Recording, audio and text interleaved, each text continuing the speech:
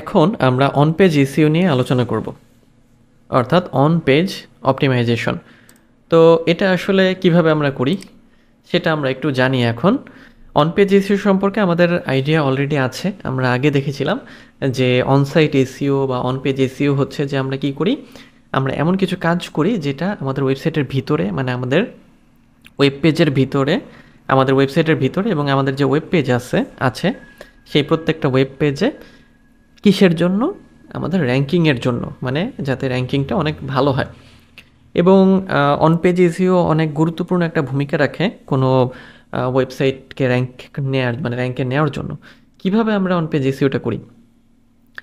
On page SEO করার জন্য আমাদের বেশ কিছু কাজ করতে হয় এবং এটা মানে বেশ বড় একটা জিনিস। আমরা দেখব এখানে অনেক কিছু আছে অন পেজ এসইও নিয়ে। আমরা মানে একেবারেই শুরু থেকে দেখি যে অন পেজ এসইওর ক্ষেত্রে আমরা কী করি। প্রথমে আমরা মানে যেহেতু কন্টেন্ট নিয়ে কাজ করি এখানে, ওয়েবসাইটের কন্টেন্ট, তো প্রথমে আমরা সার্চ ইনটেন্টটাকে অ্যালাইন করি কন্টেন্টের সাথে, বা আমাদের ওয়েবসাইটে যে কন্টেন্ট আছে সেটা আসলে সার্চ ইনটেন্টের সাথে ম্যাচ করে কিনা। সার্চ ইনটেন্ট মানে হলো যে যা লিখে আমি বা ইউজাররা যারা আর কি সার্চ করে। তারপরে আমাদের কন্টেন্টকে আমরা ইউনিক করি। আমরা ভিজুয়াল একটা হায়ারার্কি তৈরি করি H1 থেকে H6 ট্যাগস পর্যন্ত। তারপরে হচ্ছে কম্পেলিং টাইটেল ট্যাগ, মানে সুন্দর অ্যাট্রাকটিভ কিওয়ার্ডফুল টাইটেল ট্যাগ দিই। তারপরে হচ্ছে যে টাইটেল ট্যাগকে আমরা ছোট রাখি, মানে 70 ক্যারেক্টারের মধ্যে রাখাটা ভালো। তারপর সার্চ ইনটেন্ট অবশ্যই মাথায় রাখি, মানে সার্চ ইনটেন্ট যদি মাথায় না রাখতে পারি সেক্ষেত্রে আমরা অন পেজ এসইওতে ভালো করতে পারি না। অবশ্যই বি ডেসক্রিপটিভ বা including keyword in our text, এটা তো অবশ্যই।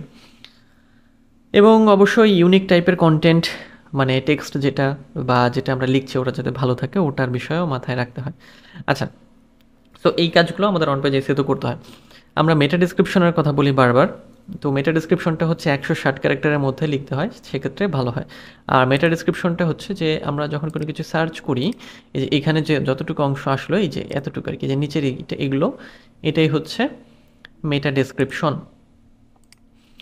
ওকে, তারপরে ইউজার ফ্রেন্ডলি ইউআরএল আমরা অ্যাড করি, আমাদের ইমেজগুলোকে আমরা অপটিমাইজ করি।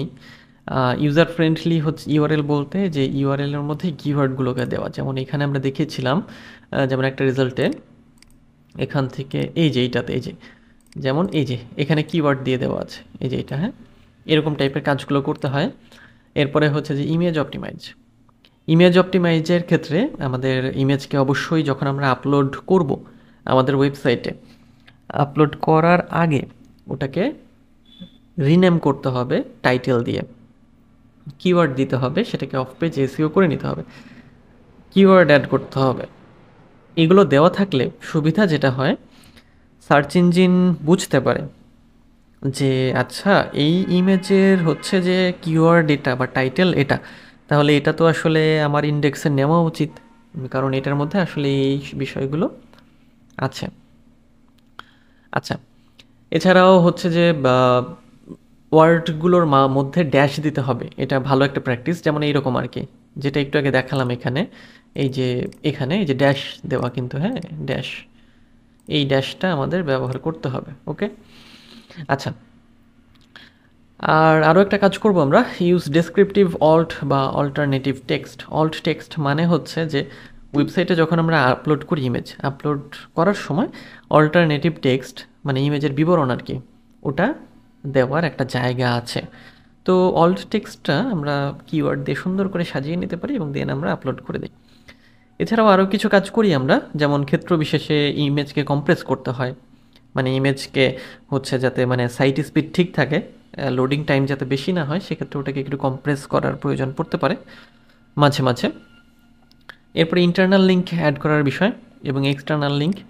তারপরে হচ্ছে যে আমরা যেটা করি, ফিচার স্নিপেট অ্যাড করি, তারপরে হচ্ছে যে স্কিমা মার্কআপ অ্যাড করি, পেজ এক্সপিরিয়েন্স যাতে ভালো হয় সেই কাজগুলো করি। এই কাজগুলো হচ্ছে আমরা করি।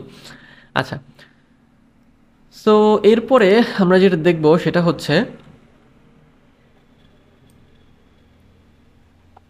স্কিমা মার্কআপ বা রিচ স্নিপেট বা স্ট্রাকচার্ড ডাটা। তো রিচ স্নিপেটটা হচ্ছে যে আমরা যখন কোনো কিছু সার্চ করি, এইখানে আমাদের সামনে কিন্তু কিছু ইমেজ দিয়ে বা কিছু ডিটেলস দিয়ে কিছু রেজাল্ট চলে আসে, দেখবো আমরা সেটাকে মানে এখন এখানে নাই। যেমন আমরা যদি ফুড দিয়ে সার্চ করি, ফিচার্ড স্নিপেট টাইপের কিছু আমরা পাবো। হ্যাঁ, এই যে এখানে নিচের দিকে আসলে আমরা এই দিক দিয়ে হচ্ছে কিছু ডিটেলস পাই। যেমন হচ্ছে যে এই যে এইখান থেকে আমাদের কিছু ইমেজ দিল, তারপরে হচ্ছে আমরা যদি আরও দেখাই, মানে স্পেসিফিক করার, এই যে ফিচার্ড স্নিপেট, এই যে এটার কথা বলছিলাম, মানে ডানে আমাদের ইমেজ চলে আসবে। চলে গেল ওটা, ওটা তো ইমেজ, এটা এই যে ফিচার্ড এই যে এইগুলা। হ্যাঁ, আচ্ছা, তো এখানে যেটা বলা হচ্ছে মানে রিচ স্নিপেট বা হচ্ছে স্ট্রাকচার ডাটা বা স্কিমা, মানে আমাদের ওয়েবসাইটে কী কী কন্টেন্ট আছে ওগুলোকে ক্যাটেগরাইজ করা। এটা করলে সুবিধা হয় যেটা, যে এটা করলে র্যাঙ্কিংয়ে যেতে হচ্ছে সুবিধা হয় আর কি। কারণ সার্চ ইঞ্জিন বুঝে যে আচ্ছা এই কন্টেন্টের হচ্ছে যে মানে স্নিপেটটা অনেক ভালো করে তৈরি করেছে, স্ট্রাকচার ডেটা বা অনেক ভালো আছে, সো এটা র্যাঙ্কে নেওয়া যায় আর কি। হ্যাঁ, আচ্ছা, এটা আসলে এক ধরনের কোড টাইপের, যে কোডটা আমরা অ্যাড করি আমাদের যে কন্টেন্ট আছে, মানে অন পেজ এসিওর সময় আমরা ওটাকে অ্যাড করে দিই এবং ওয়েবসাইটকে বুঝাই, মানে ওয়েবসাইট না অ্যাকচুয়ালি সার্চ ইঞ্জিনকে, যে তুমি যে আমার এটাকে ক্রল করলা, ক্রল করার সময় তুমি এটা মাথায় রাখো যে এটা হচ্ছে যে অমুক বিষয়ের উপরে আর কি, অমুক বিষয়ের পোস্ট এটা ওটা। ওকে, আচ্ছা, এখন অন পেজ এসিওর প্রসেসটা সম্পর্কে আমরা জানি যে প্রসেসটা আসলে কি। এখানে কিছু বিষয় মাথায় রাখতে হবে। যখন আমরা অন পেজ এসিওতে যাব, আমাদের প্রথমে কিওয়ার্ড রিসার্চ করতে হবে। কারণ কি, কারণ কন্টেন্ট অপটিমাইজের কাজ। তো কিওয়ার্ড রিসার্চের ক্ষেত্রে অবশ্যই আপনার মেইন কিওয়ার্ড বা ফোকাস কিওয়ার্ড, প্রাইমারি কিওয়ার্ড, তারপর হচ্ছে যে লং টেল কিওয়ার্ড, যত ধরনের কিওয়ার্ড আছে আপনার কন্টেন্ট দেখার পরে আপনাকে ওটাকে অ্যানালাইজ করতে হবে। দেন হচ্ছে যে অবশ্যই সবসময় ফোকাস কি ফ্রেজ, মানে মেইন কিওয়ার্ড যেটা, ওটা মাথায় রাখতে হবে, ওটাকে ব্যবহার করতে হবে। লং টেল কিওয়ার্ড রাখতে হবে কিছু, টাইটেলটাকে রাখতে হবে মানে 60 থেকে 70 ক্যারেক্টারের মধ্যে। কন্টেন্ট বা প্যারাগ্রাফ যেটা, মানে সেটা হচ্ছে 150 থেকে 300 ওয়ার্ডের মধ্যে মানে রাখলে ভালো হয় আর কি। হ্যাঁ, মানে প্যারাগ্রাফ বলতে যেটা হচ্ছে যে এই যে এইগুলো আর কি, ছোটো থাকলে ওগুলো হচ্ছে পড়তে সুবিধা হয় আমাদের। তারপর স্ল্যাগ বা পার্মা লিঙ্ক, সেটাতে হচ্ছে যে লিঙ্কের পরে যে ওয়ার্ডটা থাকে ওখানে কিওয়ার্ড রাখতে হবে। যেমন স্ল্যাগ বা পার্মা লিঙ্ক হচ্ছে এই যে এইটা আর কি। হ্যাঁ, এই যে লিঙ্কের পরের এইটা স্ল্যাগ বা পার্মা লিঙ্ক বলা হয়। আচ্ছা, মেটা ডিসক্রিপশন 120 ক্যারেক্টার থেকে 160 ক্যারেক্টার রাখবো আমরা, এবং ফোকাস কিফ্রেজ রাখতে হবে অবশ্যই। আচ্ছা, মেটা ট্যাগ, ওই মেটা ডিসক্রিপশন লেখার সময় আমরা মানে যেটা ডিসক্রিপশনে যে কিওয়ার্ড ইউজ করি আমরা, মানে মেইন কিওয়ার্ড, ওটাকে মেটা ট্যাগ বলা হয় মেটা ডিসক্রিপশনের জন্য। অ্যাঙ্কর টেক্সট বা অ্যাঙ্করিং টেক্সট মানে হচ্ছে যে লেখার মধ্যে লিঙ্ক অ্যাড করে দেওয়া, ওটাকে অ্যাঙ্কর টেক্সট বলা হয়। যেমন এখানে আসলে এই যে এর মধ্যে কিন্তু একটা লিঙ্ক আছে, এটাই অ্যাঙ্কর টেক্সট। ওকে, এরপরে হচ্ছে ইমেজ অ্যাট্রিবিউট বা ইমেজ অল্টারনেটিভ টেক্সট। এটা অলরেডি বলেছি, এটা সম্পর্কে আসলে সেরকমভাবে বলার কিছু নাই, এটাও আমাদের করতে হয়। আমরা পাওয়ার কিওয়ার্ড ব্যবহার করি, এটা হচ্ছে যে টাইটেলে পাওয়ার ওয়ার্ড কী কী, যেমন best, top 10, amazing, wow, great, fantastic, তারপর অনেক সময় নাম্বার ব্যবহার করি। এগুলো করলে র্যাঙ্কে যেতে সুবিধা হয়। আউটবাউন্ড লিঙ্ক, অ্যাঙ্কর টেক্সটের মধ্যে আমরা আমাদের আদার্স অন্যান্য যে লিঙ্কগুলো আছে বা বাইরের কোনো ওয়েবসাইটের লিঙ্ক বা রেফারেন্সের লিঙ্ক সব কিছু আমরা দিয়ে দিতে পারি। ইন্টারনাল লিঙ্ক, অ্যাঙ্কর টেক্সটের মধ্যে আমাদের ওয়েবসাইটের অন্যান্য যে লিঙ্ক আছে ওটাকে ইন্টারনাল লিঙ্কিং করে ফেলতে পারি আমরা। সাব হেডিং অপটিমাইজ করি আমরা H1 থেকে H6 পর্যন্ত হেডিং দিতে পারি, যেটা সবচেয়ে গুরুত্বপূর্ণ বা বড় সেটা H1, এরপরে গুরুত্বের ক্রম অনুযায়ী H2, H3, H6 এরকমভাবে দেওয়া হয়। কি ফ্রেজ ডেন্সিটি অবশ্যই 6 টাইমস রাখতে হবে আমাদের, মানে 6 টাইমস রাখতে ভালো, মানে কি ফ্রেজ মানে মূল কি ফ্রেজটা আমাদের ওই কন্টেন্টের মধ্যে কয়বার আমরা রাখবো। তারপরে WH কোয়েশ্চেন ব্যবহার করা টাইটেলে ভালো, কারণ অনেক সময় এরকম অনেক কোয়েরি আসে যে সরাসরি হচ্ছে যে WH কোয়েশ্চেন দিয়েই হচ্ছে সার্চ করা হয়। হ্যাঁ, what is the best digital marketing method, which is digital market মানে বেস্ট মেথড ইত্যাদি ইত্যাদি টাইপের বিষয় টিষয় আর কি। কনজিকিউটিভ সেন্টেন্স সম্পর্কে মাথায় রাখতে হবে বা এটা ব্যবহার করার সময় এটা চিন্তা ভাবনা করতে হবে। যেমন কনজিকিউটিভ মানে ধারাবাহিক শব্দ আর কি বলা, মানে একই শব্দ বারবার ব্যবহার করা আর কি, যে পরপর 3টা সেন্টেন্স একই ওয়ার্ড দিয়ে শুরু না করা, এটাই হচ্ছে আমাদের মাথায় রাখতে হবে। সেক্ষেত্রে একটা একঘেয়েমি আসে এবং সার্চ ইঞ্জিনেরও এটা পছন্দ না।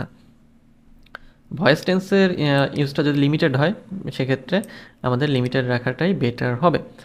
যদি কোনো জম্বি পোস্ট থাকে, ব্রোকেন লিঙ্ক থাকে, ব্রোকেন পেজ থাকে, ওগুলোকে রিপেয়ার করতে হবে বা ডিলিট করে দিতে হবে। ইউজ নাম্বার ইন টাইটেল বলেছি, টাইটেল ব্যবহার করলে ভালো, এটা দ্রুত র্যাঙ্ক করতে হেল্প করে।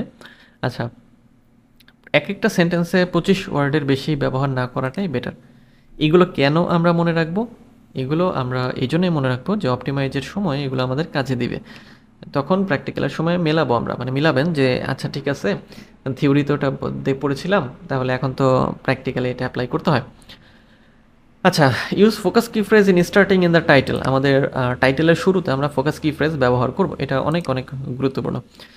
ইউজ ফোকাস কি ফ্রেজ ইন ফার্স্ট প্যারাগ্রাফ। আমাদের কন্টেন্টের ফার্স্ট প্যারাগ্রাফে অবশ্যই ফোকাস কি ফ্রেজ আমরা রাখবো। Use title into inside article. খেয়াল রাখবো আমাদের যে টাইটেল আছে কন্টেন্টের, ওই টাইটেলটাকে আমরা ভিতরে ব্যবহার করব। আচ্ছা, H2 H3 বেশি ইউজ করা এবং ওগুলোতে কিওয়ার্ড রাখা, মানে H1 মানে H2 H3 ট্যাগুলো এইগুলো আর কি। হ্যাঁ, আচ্ছা, এবং এখানে যেটা আমরা দেখছি যে এখানে কিছু প্লাগইন এর কথা লেখা আছে, এই প্লাগইনগুলো দিয়ে আমরা মূলত হচ্ছে কাজ করব। ওকে, সো এখন আমরা একটা জিনিস দেখব, সেটা হচ্ছে যখন আমরা এসইওর কাজটা করি তখন আমরা এই জিনিসগুলো মূলত এতক্ষণ যেটা আলোচনা করলাম সেটারই প্র্যাকটিক্যাল হচ্ছে এই যে এখানে আমরা দেখতে পাচ্ছি।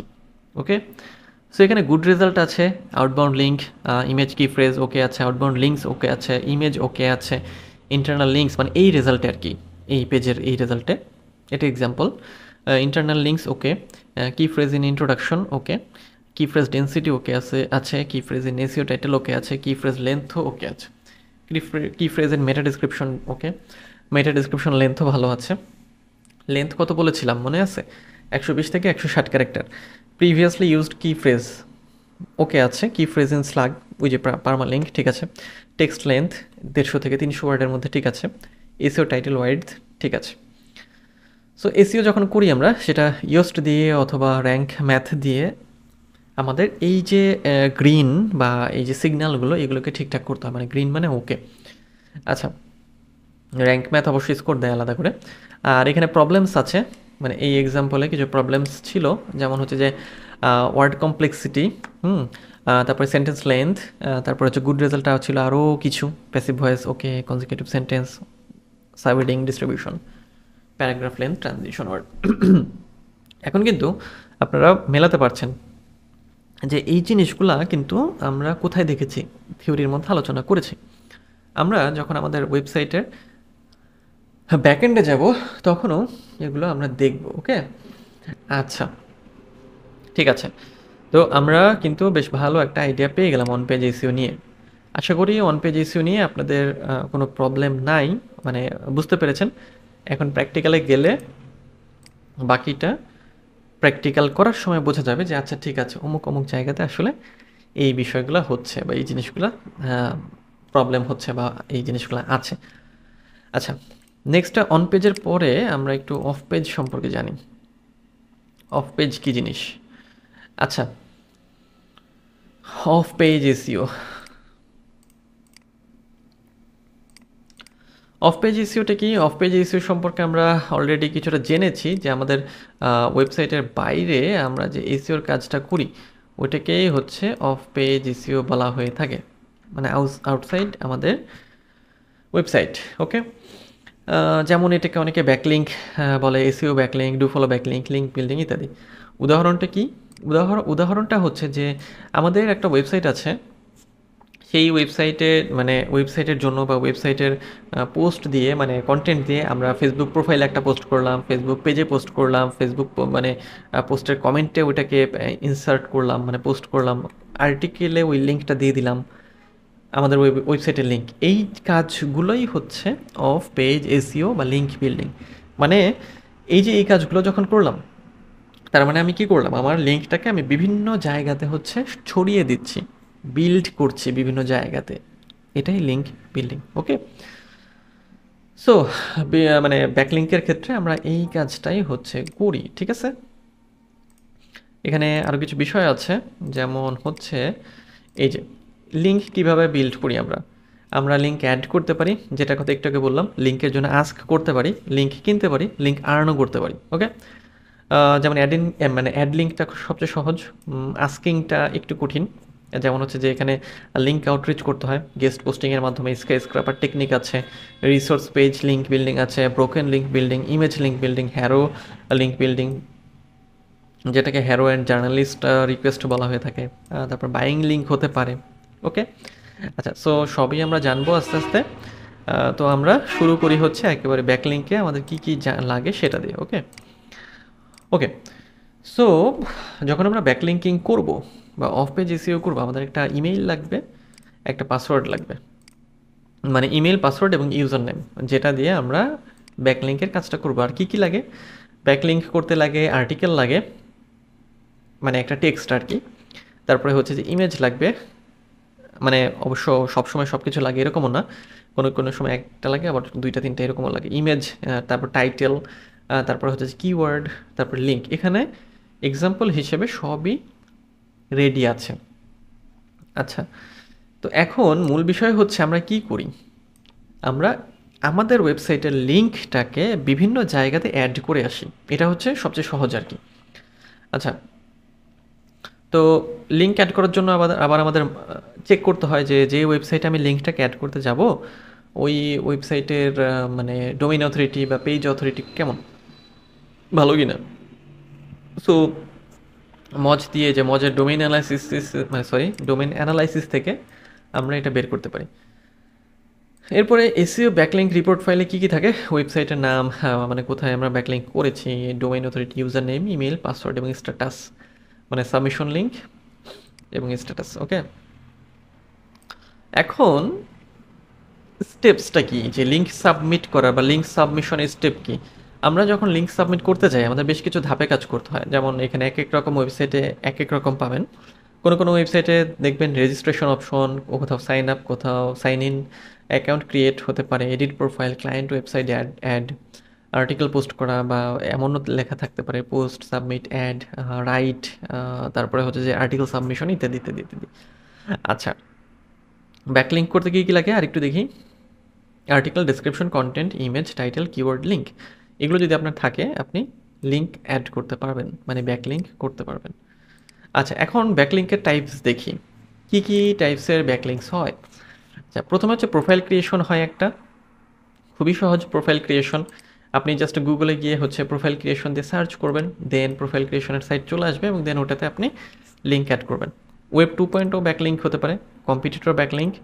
ওয়েব 2.0 একই রকম, কম্পিটিটরটা একটু অন্যরকম, বা রিলেভেন্ট ব্যাকলিঙ্ক। মানে আমরা যাদেরকে সার্চ করি, যেমন এই যে এইটা, আমি যদি এটা দিয়ে সার্চ করি তাহলে আমি আমার ওয়েবসাইট যদি এটা হয় তাহলে আমার কম্পিটিটর এরা যারা সামনে আছে, তো যারা সামনে আছে ওরা কোন কিওয়ার্ড দিয়ে বা কোথায় কোথায় ব্যাকলিঙ্ক করেছে যার কারণে ওরা সামনে আছে, ওইটা অ্যানালাইসিস করে ওখানে ওখানে ব্যাকলিঙ্ক করাটাই হচ্ছে কম্পিটিটর বা রিলেভেন্ট ব্যাকলিঙ্ক। ওকে, আচ্ছা, এটাও মানে র্যাঙ্ক করতে সাহায্য করে। ব্লগ কমেন্ট হতে পারে, বিভিন্ন জায়গাতে হচ্ছে যে কমেন্ট করে ওখানে আমরা লিঙ্ক অ্যাড করে আসতে পারি, লিঙ্ক মানে অ্যাডিং যেটা আর কি। তারপর সোশ্যাল বুকমার্কিং ব্যাকলিঙ্কস, যেমন হচ্ছে যে Facebook, Twitter, Google Plus, Pinterest, Tumblr, Reddit, LinkedIn, StumbleUpon, Digg, scoop, বা হচ্ছে যে কোরাও হতে পারে। কোরা যদিও হচ্ছে যে আর্টিকেল বা পোস্ট সাবমিশনের জন্য আমরা আলাদা করেও করতে পারি, সোশ্যাল সাইট এটা। আচ্ছা, ডিরেক্টরি সাবমিশন হতে পারে, বিভিন্ন অনলাইন ডিরেক্টরি আছে ওই জায়গাগুলোতে গিয়ে আমরা সাবমিট করে দিয়ে আসতে পারি। নেক্সট হচ্ছে ফোরাম পোস্টিং। বিভিন্ন ফোরাম আছে, যে ফোরামগুলোতে গিয়ে আপনি যে মানে কন্টেন্টগুলো, মানে ইমেজ, তারপর টেক্সট, তারপরে হচ্ছে যে লিঙ্ক, এগুলো দিয়ে আপনি হচ্ছে সাবমিট করে দিয়ে আসতে পারেন আর কি আপনার লিঙ্কটাকে। লোকাল অ্যাডস বা ক্লাসিফাইড অ্যাডস পোস্ট হতে পারে, সেটাও ভালো লিঙ্ক অ্যাডের ক্ষেত্রে। এডু ব্যাক লিঙ্ক হতে পারে, পিং সাবমিশন সাইট হতে পারে, এরকম হাজারো সাইট গুগলে আছে। শুধু আপনি সার্চ করবেন এবং ওই জায়গাগুলোতে গিয়ে আপনি কি পিং সাবমিশন করবেন, এডু ব্যাক লিঙ্ক করবেন, জাস্ট লিঙ্কটাকে অ্যাড করে দিয়ে আসা। আচ্ছা, এরপরে কোশ্চেন অ্যান্ড অ্যান্সার সাবমিশন। এটার জন্য ওই যে কোরাটা হচ্ছে ভালো, বা মিডিয়ামও হতে পারে। কোশ্চেন অ্যান্সার সাইটে উত্তর দিয়ে লিঙ্ক অ্যাড করা আর কি। এরপরে আসে গেস্ট পোস্ট। গেস্ট পোস্টটা একটু বড় না বলতে অনেক বড় ধরনের একটা প্রিমিয়াম একটা বিষয়। এর মাধ্যমে ডিরেক্ট ট্রাফিক পাওয়া যায়, হাই কোয়ালিটির ব্যাকলিঙ্ক পাওয়া যায়। গেস্ট পোস্টের ক্ষেত্রে এরকম বিষয়টা যে আপনি অন্য কারো ওয়েবসাইটের জন্য কন্টেন্ট লিখবেন এবং ওই কন্টেন্টের মধ্যে আপনার লিঙ্ক দেবেন, অথবা কেউ আপনার ওয়েবসাইটের জন্য কন্টেন্ট লিখবে, লিখে তার মধ্যে সে হচ্ছে লিঙ্ক অ্যাড করে দিবে। এটা হচ্ছে গেস্ট পোস্ট, মানে অতিথি পোস্ট আর কি। এটা অনেক ভ্যালুয়েবল। এইটা হচ্ছে যে যদি আপনার ওয়েবসাইট ভালো হয়, বা যাদের ওয়েবসাইটের ডিএপিএ অনেক ভালো, তারাই এই গেস্ট পোস্ট করতে পারে। আচ্ছা, এটা খুব ভালো একটা জিনিস, মানে র্যাঙ্কিংয়ের ক্ষেত্রে এটা অনেক কাজ দেয়। এরপরে ইনফোগ্রাফিক ব্যাকলিংস। ইনফোগ্রাফিক্সের ক্ষেত্রে বিভিন্ন ভিজুয়াল তৈরি করে ওগুলোর পোস্ট করে আসে আর কি, এবং ওখানে লিঙ্কগুলোকে অ্যাড করে দেওয়া আর কি। এটাকে ইনফোগ্রাফিক্স ব্যাকলিংক বলা হয়। এরপরে হ্যারো ব্যাকলিংক। হ্যারো ব্যাকলিংকটা কী জিনিস?